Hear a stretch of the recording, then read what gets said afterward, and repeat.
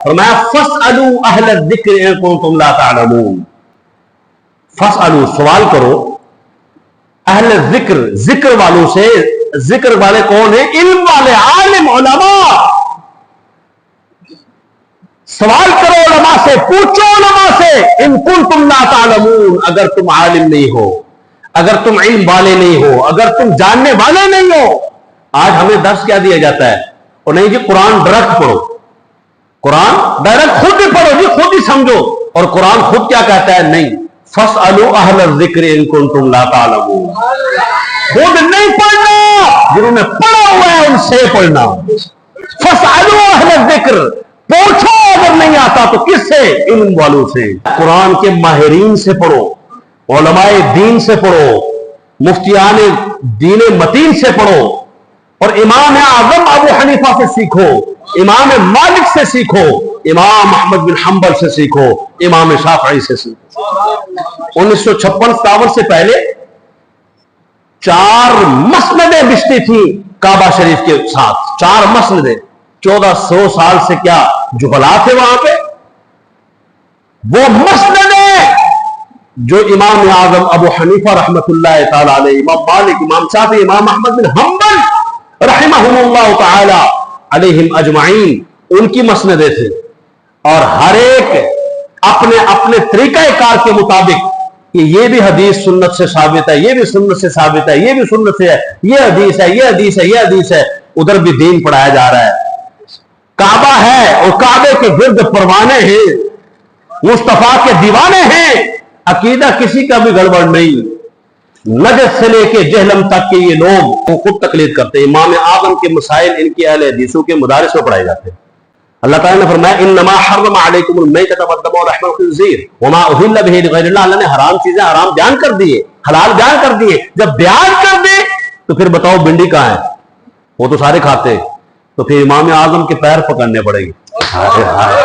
आज हर मदरसे में अपना हो या पराया, इमाम आजम की किताबें चलती हैं, इमाम मालिक की किताबें चलती हैं, इमाम शाफी की किताबें चलती हैं, इमाम अहमद बिन हंबल की किताबें चलती हैं। जाती तहकीक बताओ किसकी है मेरी? फस्अलू अहल ज़िक्रि इन कुंतुम ला तालमून।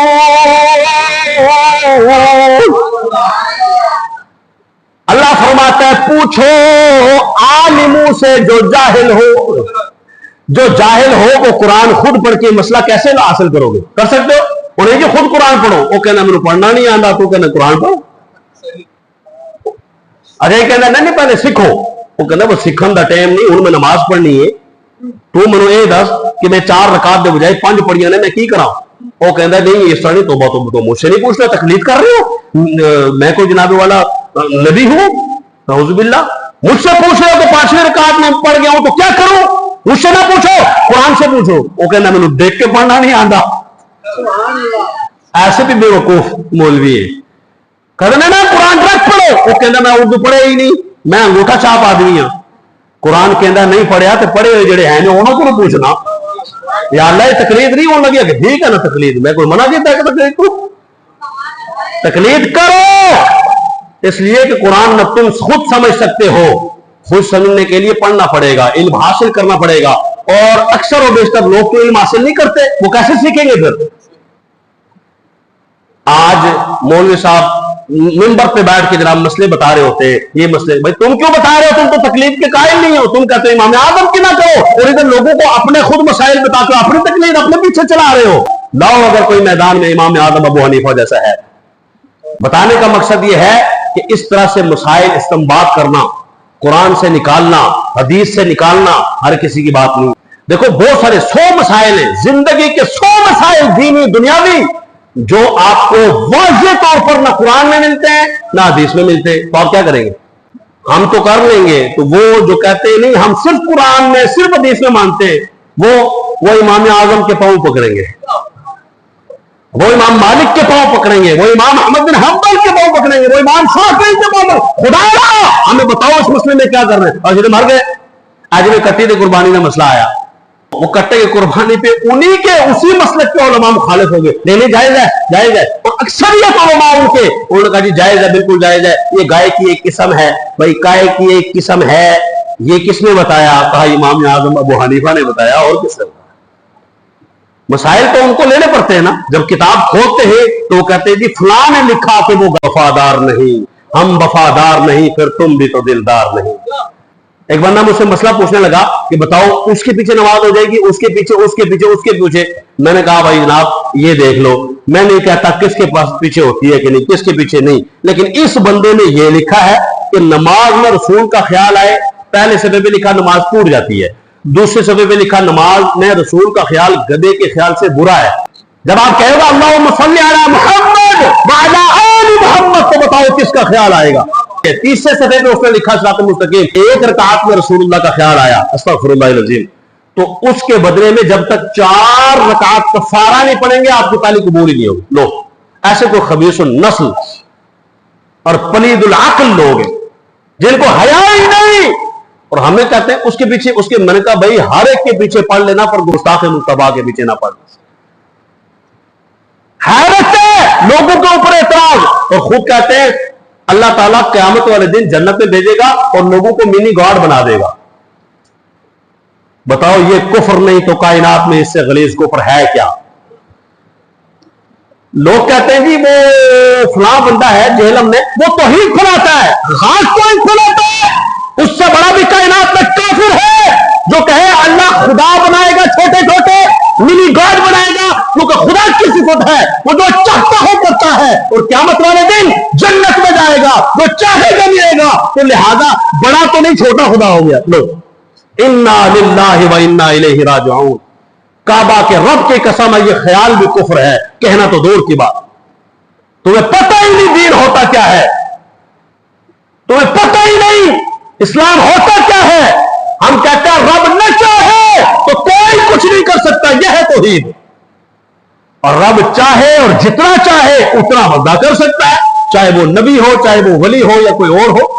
وہ گائے کی قسم ہے، فلاں نے لکھا، ایک تقلید ہے کہ فلاں نے لکھا، تو یہ تو نہیں کہہ رہے کہ رسول اللہ نے فرمایا، تو وہ فلاں نے لکھا، تو وہ فلاں کون ہے؟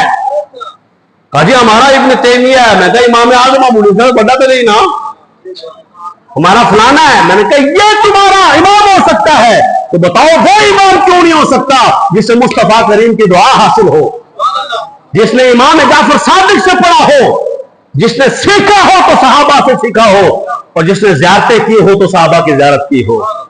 مصطفیٰ کو دیکھنے والے کو دیکھنا کوئی عام بات ہے؟ حضور نے فرمایا خیر القرون قرنی ثم الذین یلونہم ثم الذین یلونہم، اور میرا زمانہ سب سے بہتر ہے۔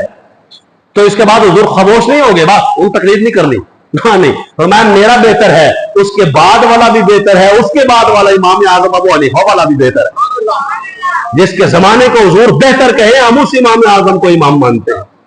الحمدللہ تو میں عرض کر رہا تھا یہ 4 مصلے لگے ہوتے تھے، یہ مصلے سے مراد یہ نہیں کہ مخالفتیں تھی، مخالفت تو ہوتے ہیں جو کہتے ہیں جی بالکل جی اب ہم نے وہ ختم کر دیے جی، وہ ٹھیے تھے ان کے۔ میں نے کہا وہ ٹھیے میں رہ کے دین سکھاتے تھے، لڑتے نہیں تھے، کیونکہ عقیدہ ایک تھا، کسی ایک کا بھی عقیدہ نہیں تھا کہ نعوذ باللہ یا رسول اللہ کہنا شرک ہے۔ یہ تو آج کے بندے کا ذکر ہے، بے علم اور جاہل اور بے وقوف اور نہ ہنجار قسم کے بندے کا، نہ قرآن کا علم نہ حدیث کا، یا علی مدد شرک ہے۔ امام اعظم کا عقیدہ، امام مالک، امام شافعی، امام احمد بن حنبل چاروں کا ایک تھا، فقہی مسائل یہ فروعی مسائل ہیں، ان میں نہ کوئی کافر ہوتا ہے نہ گمراہ ہوتا ہے، یہ چھوٹے موٹے اختلافات ہیں، اور اس میں سے کوئی گمراہی والی بات نہیں۔ عقیدہ ان کا ہے، کسی کا عقیدہ یہ نہیں تھا کہ نماز میں رسول کا خیال آئے نماز ٹوٹ جاتی ہے۔ میں تو حیران ہوں اس امام صاحب پہ کہ جو نماز پڑھانے سے پہلے تبلیغ کرتا ہے اور کہتا ہے نماز میں رسول اللہ کا خیال آ جائے نماز ٹوٹ جائے گی۔ لکھا ہے اسماعیل دہلوی نے، جسے شہید کہتے ہیں، وہ ذبیح ہے، وہ ذبیح لیلہ نجد ہے، کیا علاوت نے لکھا، وہ شہید نہیں، سر سید احمد کا شاگرد، جس نے لکھا ہے اپنی کتاب میں کہ نماز میں رسول کا خیال نعوذ باللہ گدھے کے خیال سے بھی برا ہے۔ صراط مستقیم کتاب کا نام ہے، میرے پاس مکتبے میں پڑھی ہے، صفحہ نمبر 118 ہے۔ پھر بھی ہم سے